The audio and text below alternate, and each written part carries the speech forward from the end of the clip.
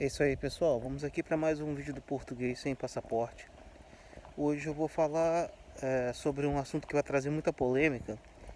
E eu fui inspirado pelo feriado que é hoje aqui na Holanda, né? Mosquito.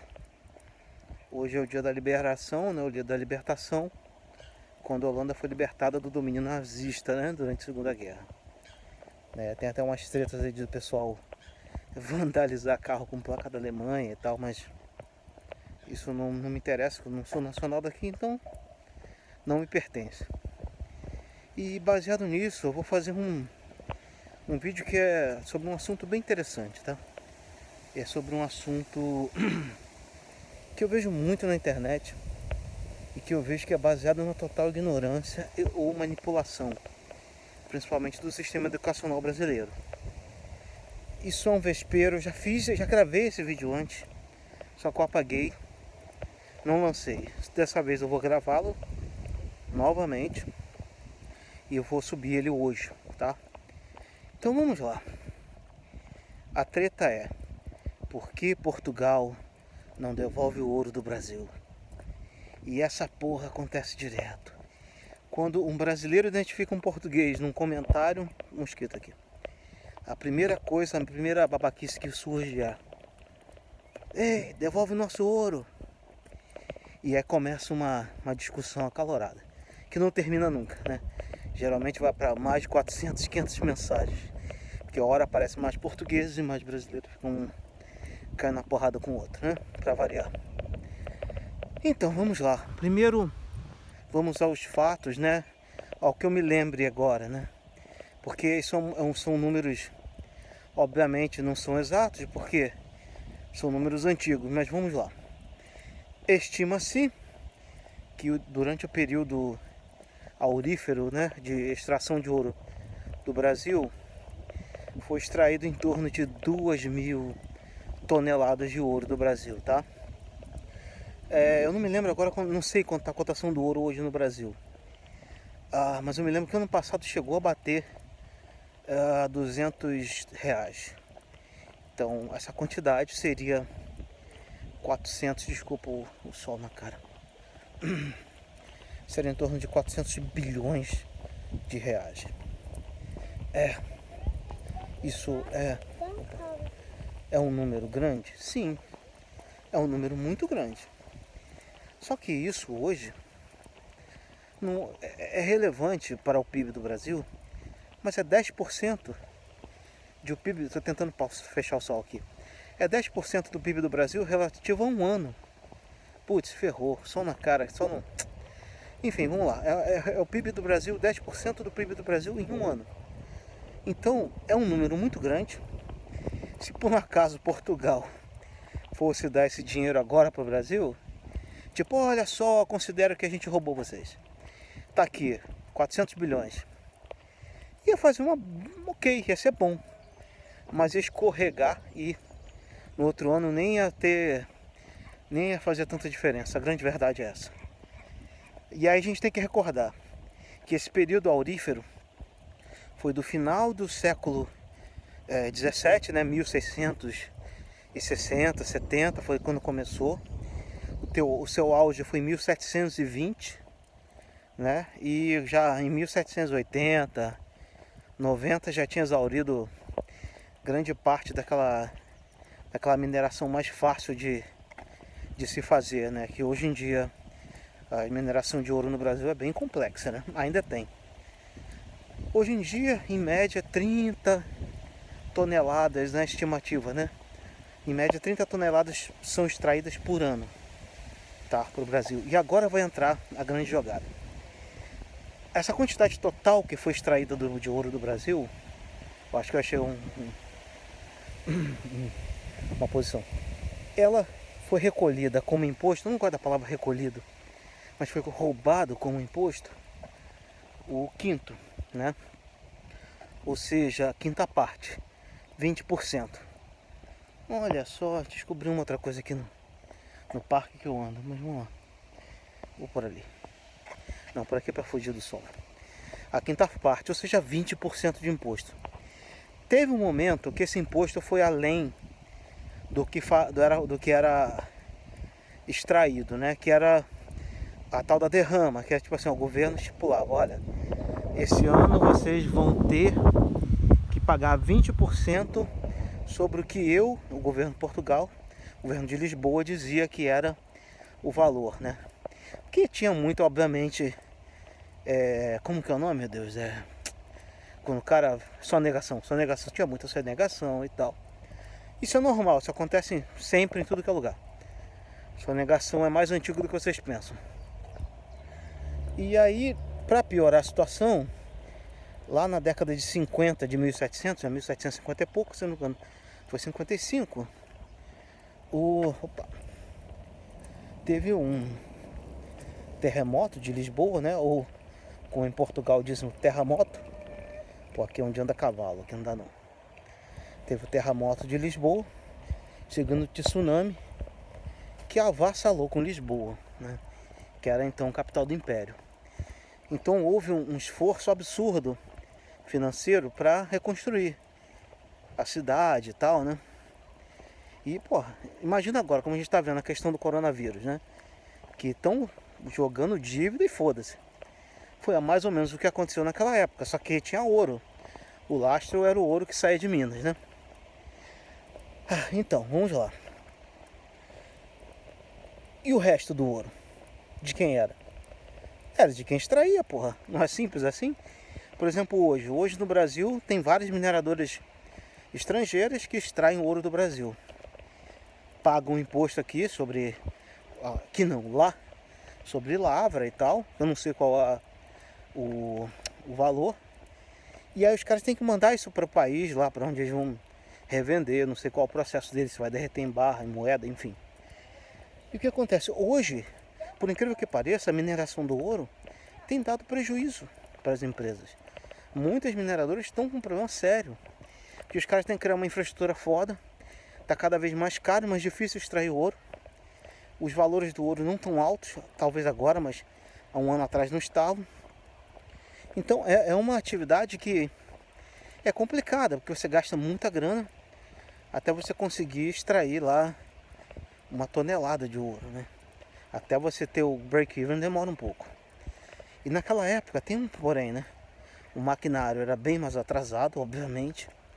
O transporte também marítimo era complicado, né? Lembremos que por mais avançado que fosse a navegação já no século XVIII, 17, 18, porra, ainda era navio de madeira.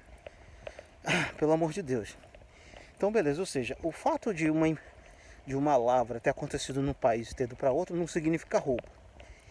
Aí eu quero entender, aonde está o roubo? No imposto sobre o quinto? Beleza, esse imposto era levado para Portugal. Então desses 400 bilhões de reais, um quinto foi roubado, entre aspas, né? Então foi o que? Foi 80 milhões? 80 bilhões? Depois eu faço a conta aí, sei lá. Mas eu imagino que 80 bilhões de reais foi usado como imposto. Quando Dom João VI veio para o Brasil, que na época era só príncipe, ele trouxe o tesouro régio para o Brasil. Tudo que você vê no Rio de Janeiro, em São Paulo, em outras cidades que foi feito depois de 1808, foi usando o tesouro régio de Portugal, do Império Português. O Brasil era Império Português. Acordem para isso. Outra coisa que falam sobre o ouro foi todo embora. É mesmo?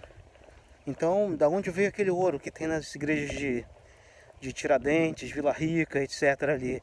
Ouro Preto, no centro do Rio. Ele foi para Portugal para voltar? Meio complicado isso aí, né? Então, beleza. Então a gente já viu que o roubo não foi tanto assim. E que de fato parte ficou aqui, obviamente. E o dono da mina que levava o dinheiro, óbvio. Assim como é hoje, era naquela época. Então vamos lá, continuando aqui a história. Quando Dom João VI investiu no Brasil, e de fato ele não voltou para Portugal assim que acabou a Guerra Napoleônica, dando indício que ele queria ficar aqui.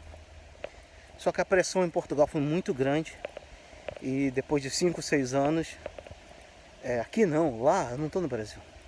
Depois de 5 ou 6 anos, né, ele voltou em 1821, depois da Revolução Liberal do Porto.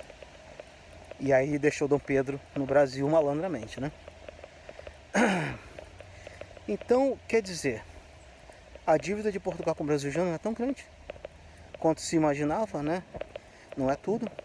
E tudo, o tesouro de Portugal veio pro Brasil e gastaram-se muito.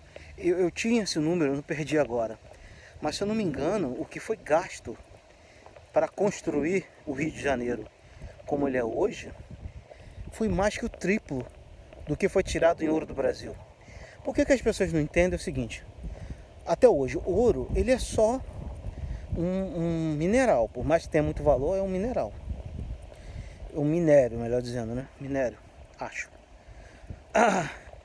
E aquilo ali tem que ser convertido em alguma coisa. Vamos imaginar como a questão do petróleo hoje. Não importa se você tem poços de petróleo, como o Catar, a Arábia Saudita. Você não come petróleo, então você tem que vender aquele petróleo por alguma coisa.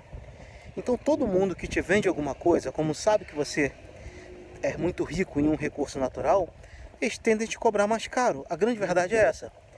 Então era isso que aconteceu no Brasil. As coisas eram mais caras. O Brasil era um fazendão, ainda é, né? Lavra de mineração, ainda é. Então as coisas, e também não tinha produção interna, então era tudo importado. Quem era pobre se fudia, quem tinha grana mantinha um patrimônio maneiro, um padrão de vida maneiro. Aí tem outra armadilha que as pessoas geralmente aí no Brasil não consideram. Geralmente os professores de história falam que o Brasil foi colônia de Portugal. Essa nomenclatura ela não era utilizada. Ela não era utilizada por Portugal. Portugal sempre usou o termo Estado.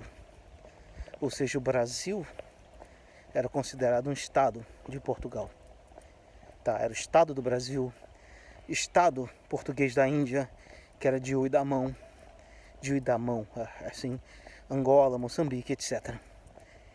Quando a família real foi para o Brasil, como o rei não podia morar num estado que era uma terra conquistada, uniu-se o Brasil ao reino. Ou seja, por que reino? Porque tem o rei. E sobre a questão de território, o pessoal, território não é a mesma coisa. Olha só, até a Constituição de 1988, o Brasil tinha vários territórios. Se não me engano, Roraima não era nem considerado estado, era território. Então, só a partir de 1988 virou estado. E esse tipo de coisa acontece. Então, vamos imaginar que daqui a 200 anos o Brasil se quebre todo. E cada região, por exemplo, se torne um país separado. Aí quer dizer que a região do Sudeste, onde ficaram as minas e ficou os poços de petróleo do Rio, vão ficar cobrando para o Centro-Oeste, para Brasília: ei, devolve o petróleo, devolve o nosso minério de ferro. É estupidez, porque Minas Gerais fazia parte do estado do Império Português. Quem nascia em Minas Gerais era cidadão português. Gente, basta ver lá, por exemplo, o caso daquela cantora, da fadista Marisa. Ela nasceu em Moçambique, só que ela é cidadã portuguesa, porque quando ela nasceu, Moçambique era de Portugal e o pai dela era português, ainda é, acho que é vivo. Então, quer dizer, para com esse negócio. Porra, isso é a mesma coisa que, por exemplo, o Império Romano conquistou grande parte da Europa Ocidental, né? E aí quando quebrou o Império, rachou o Império, aí teve lá os visigodos, não sei o que, tal.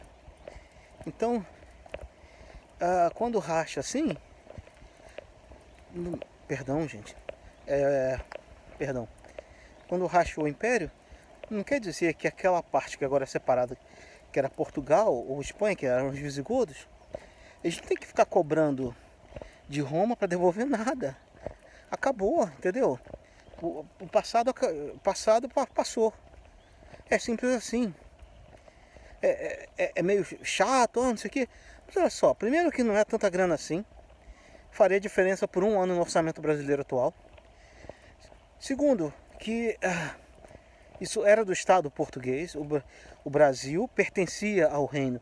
Não no sentido de pertencia e compunha o Império Português.